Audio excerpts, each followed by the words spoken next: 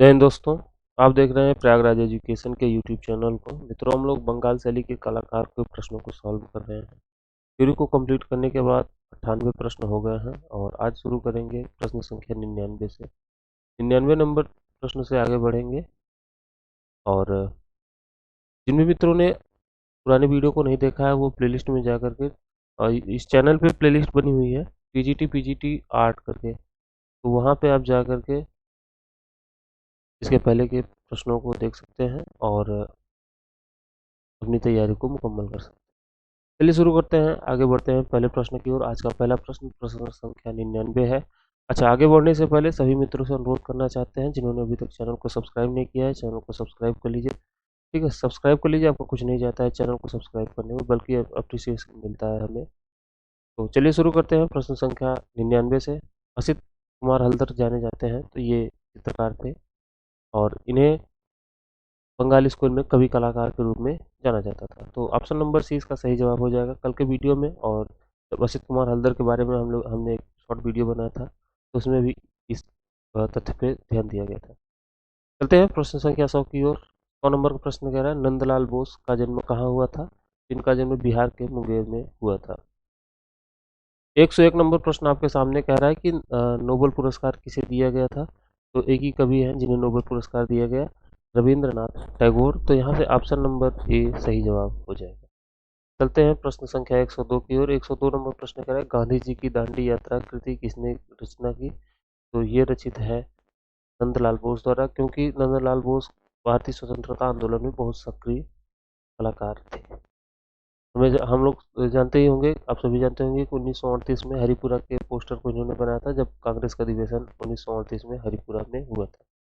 103 number का प्रश्न, निम्नलिखित समकालीन कलाकारों में से बंगाल शैली का प्रभाव किस पर सर्वाधिक था? तो राजा रवि वर्मा पे कदापि नहीं था बंगाल शैली का प्रभाव, जबकि के एस कुलकर्णी और एन एस बेंद्रे पे नहीं रहा है। असित कुमार हल्दर पे रहा है, क्योंकि ये अवनींद्रनाथ टैगोर के भांजे थे।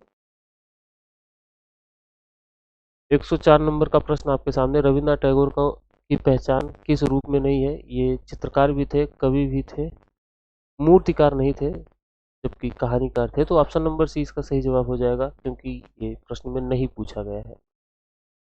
105 नंबर प्रश्न, असित कुमार हल्दर किस कला एवं शिल्प महाविद्यालय के प्राचार्य रहे थे? तो ये लखनऊ में रहे थे। लखनऊ कला विद्यालय महाविद्यालय के प्राचार्य रहे थे। अगला प्रश्न है प्रश्न संख्या 106। 106 नंबर प्रश्न आपसे कह रहा है, वास पेंटिंग कला महाविद्यालय में हुआ? तो इसका प्रारंभ हुआ था शांति निकेतन में। शांति निकेतन में अवनींद्रनाथ टैगोर के प्रयासों से वास पेंटिंग शुरुआत हुई थी, और वास पेंटिंग अवनींद्रनाथ टैगोर ने जापान से सीखा हुआ था। इनके दो गुरु भी थे, जापानी गुरु थे। रविन्द्रनाथ टैगोर द्वारा रचित गीतांजलि के चित्र में चित्रणकार किसने किया था? तो रविन्द्रनाथ टैगोर के ग्रंथों का चित्रण एक तो गगनेन्द्र नाथ ने किया था एक ग्रंथ का, दूसरे का किया था, गीतांजलि का किया था नंदलाल बोस ने। कह रहा, छतीन्द्रनाथ मजूमदार किस विश्वविद्यालय में चित्रकला विभाग के शिक्षक थे? तो इलाहाबाद विश्वविद्यालय में ये चित्रकला विभाग के शिक्षक भी थे, और इन्हीं के प्रयासों से वहाँ पे चित्रकला विभाग की स्थापना हुई थी। उस समय वहाँ के कुलपति थे ए एन झा। प्रश्न संख्या 109, नंदलाल बसु का जन्म कहाँ हुआ था? तो फिर से वही प्रश्न है, बिहार के मुंगेर में। 110 नंबर प्रश्न, एक कवि चित्रकार जिसकी कर्मभूमि शांति निकेतन थी। मैंने बताया कवि चित्रकार कवि कलाकार के रूप में कवि भी थे और चित्रकार थे, ये दोनों बातें लागू होती हैं रविंद्रनाथ टैगोर पे। कवि कलाकार बात अलग है, कवि कलाकार जब पूछेगा तो असित कुमार हल्दर होंगे, और कवि और चित्रकार दोनों थे, ये थे रविंद्रनाथ टैगोर। इनको कविता के लिए नोबेल पुरस्कार भी मिला था। 111 नंबर का प्रश्न आपके सामने आ रहा है। 111 नंबर का प्रश्न कह रहा है कि मैच कराना है, और मैच कराने के क्रम में देखिए क्या लिखा है, अमृता शेरगिल। अमृता शेरगिल पहला है, तो पहले का इनकी रचना जो है, द बनाना सेलर और द हंगेरियन गर्ल और थ्री वुमेन करके कई रचना है इनकी। और दूसरा है नंदलाल बोस। नंदलाल बोस की जो रचना है नटीर पूजा, इनकी रचना है नटीर पूजा। और अवनींद्रनाथ टैगोर के बारे में सभी जानते हैं, उमर खयाम की श्रृंखला इन्होंने रचित थी, इन्होंने रचना की। और विनोद बिहारी मुखर्जी ये थे म्यूरल पेंटर थे, और इनका भी संबंध बंगाल शैली से था। इनकी रचना है मध्यकालीन संत, और इन्हें विद्रोही कलाकार के रूप में भी जाना जाता है। चलते हैं अगले प्रश्न 112 नंबर के प्रश्न की ओर। 112 नंबर प्रश्न आपके सामने आ रहा है और आपसे कह रहा है कि रविंद्रनाथ के चित्रों की पहली प्रदर्शनी कहाँ आयोजित हुई थी। तो 1930 ईस्वी में पेरिस में आयोजित हुई थी इनकी चित्रों की पहली प्रदर्शनी। चलते हैं अगले प्रश्न की ओर, और बस एक मिनट रुक जाइए।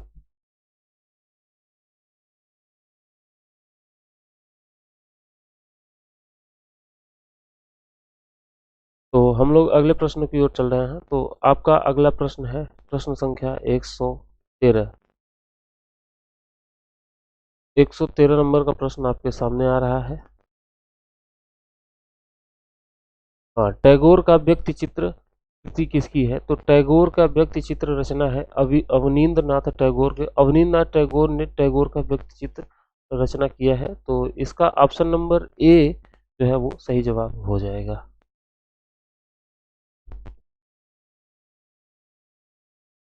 रविन्द्रनाथ टैगोर किस चित्र शैली से संबंधित थे। तो ये थे बंगाल स्कूल चित्रकला से संबंधित थे। अगला प्रश्न है यतीन्द्रनाथ मजूमदार नामक प्रसिद्ध चित्रकार के कला गुरु कौन थे। श्रीनाथ मजूमदार के गुरु थे अवनींद्रनाथ टैगोर। यामिनी रंजन राय का जन्म कहाँ कब हुआ था। तो यामिनी रंजन राय का जन्म 1887 ईस्वी में हुआ था, और ये लोक कला से प्रभावित कलाकार थे, और इनका संबंध कलकत्ता से रहा है। कलकत्ता में ये कालीघाट के चित्रों में इनका बड़ी रुचि थी, उन्हीं से बहुत प्रभावित हुए थे। अगला प्रश्न है प्रभु हरिदास अंतिम अवस्था में चित्रण किसने चित्रित किया था। तो प्रभु हरिदास अंतिम अवस्था में, या कह सकते हैं कि चैतन्य महाप्रभु के जितने भी जन्म से संबंधित जितने भी चित्र हैं, या चैतन्य महाप्रभु से सबसे ज़्यादा प्रेरित कलाकार चित्रकार थे वो क्षितिन्द्रनाथ मजूमदार थे, जिन्होंने इलाहाबाद विश्वविद्यालय में कला विभाग की स्थापना किया था। 118 नंबर प्रश्न हरिपुरा कांग्रेस अधिवेशन की को किसने सजाया था। तो सही जवाब होगा नंदलाल बोस। 119 नंबर प्रश्न आपके सामने है, किस कलाकार ने गीतांजलि के लिए कार्य किया था। तो ये गीतांजलि रचित है रविन्द्रनाथ टैगोर की, लेकिन चित्रण कार्य किया था नंदलाल बोस ने उसमें।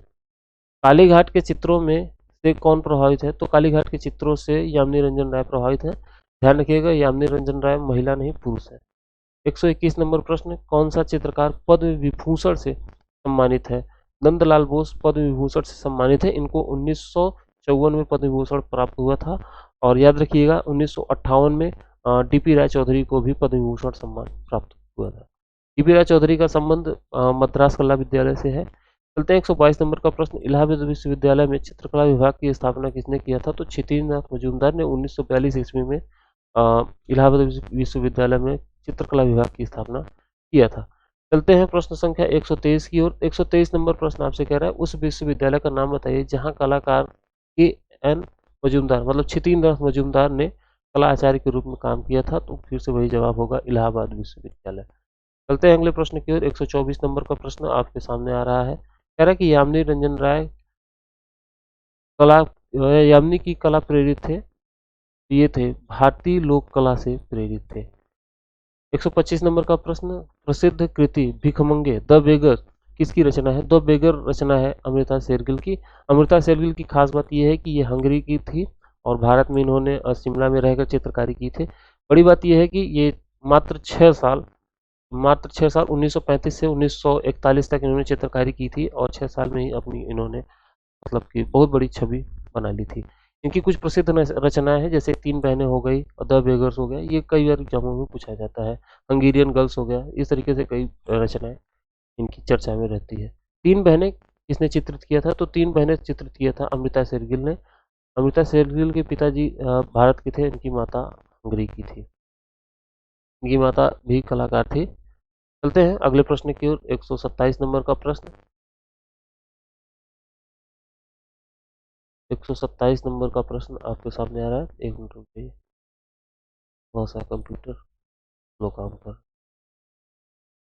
तो 127 नंबर का प्रश्न आपके सामने है, कह रहा है किस भारतीय चित्रकार को सर्वप्रथम पद्मश्री की उपाधि से अलंकृत किया गया था। तो सबसे पहले पद्मश्री उपाधि को प्राप्त करने वाले थे सुधीर रंजन खास्तगी।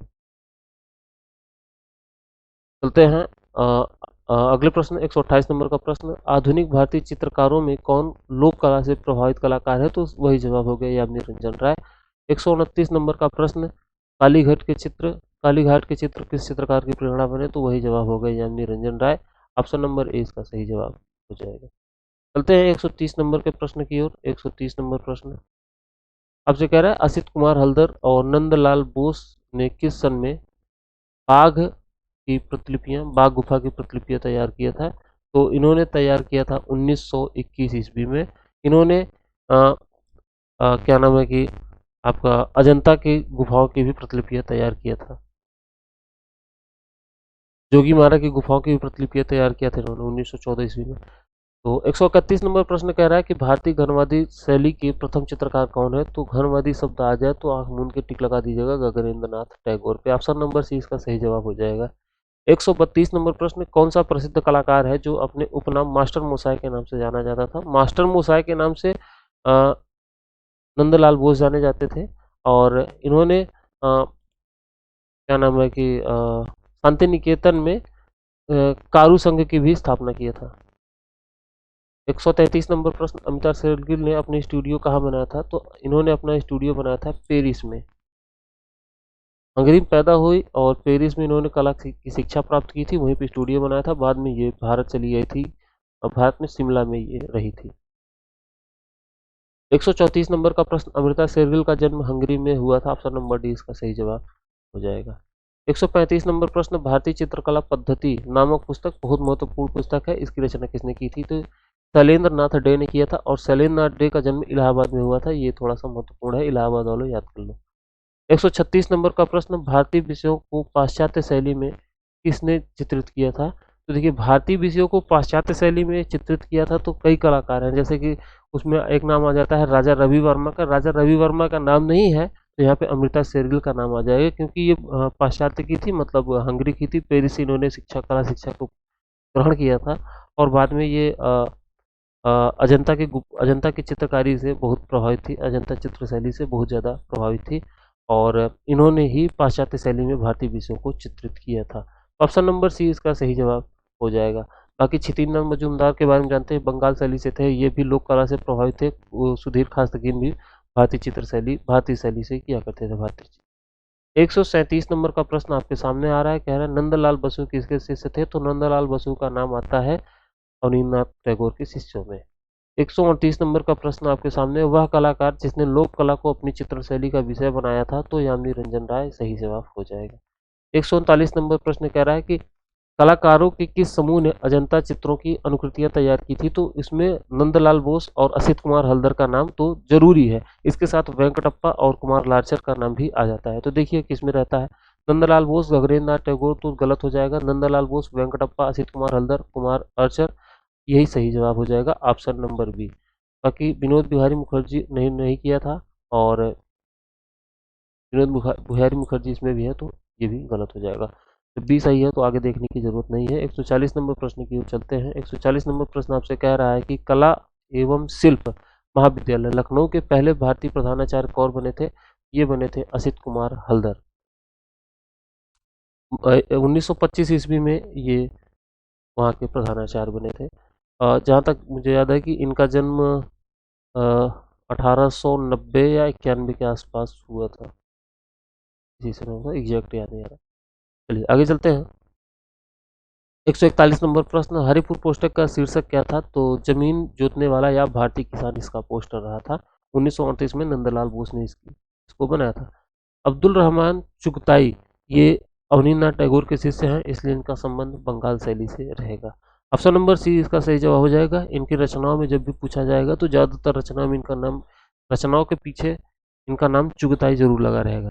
तो ये ऑप्शन नंबर बी इसका सही जवाब हो जाएगा। चलते हैं प्रश्न संख्या 143 की ओर। 143 नंबर प्रश्न आपके सामने है, कह रहा है कि नंदलाल के कलाकार जीवन में मुख्य परिवर्तन डैश डैश के चित्र देखने के बाद आया। तो ये आया था अजंता भित्ति चित्रों को देखने के बाद। अजंता भित्ति चित्रों को देखने के बाद कई कलाकारों के जीवन में परिवर्तन आया था, जैसे कि नंदलाल बोस हो गए और अमृता शेरगिल हो गई और लेडी हेरिंगम हो गए। इस तरीके से कई कलाकार हैं। लेडी हेरिंगम हालांकि ये विदेशी कलाकार थी। चलते हैं अगले प्रश्न की ओर। तो अगला प्रश्न आपके सामने आ रहा है, हंगेरियन जिप्सी गर्ल 1932 ईस्वी में ये बना था, ये किसकी रचना है? तो हंगेरियन जिप्सी गर्ल ये रचना है, हमने बताया था पहले भी कि ये अमृता शेरगिल की रचना रही है। चलिए आगे चलते हैं। तो आज इतना ही, फिर मिलते हैं अगले वीडियो में। कल हम इस चैप्टर को पूरा कंप्लीट करके ख़त्म कर देंगे। कुछ टेक्निकल इशू के कारण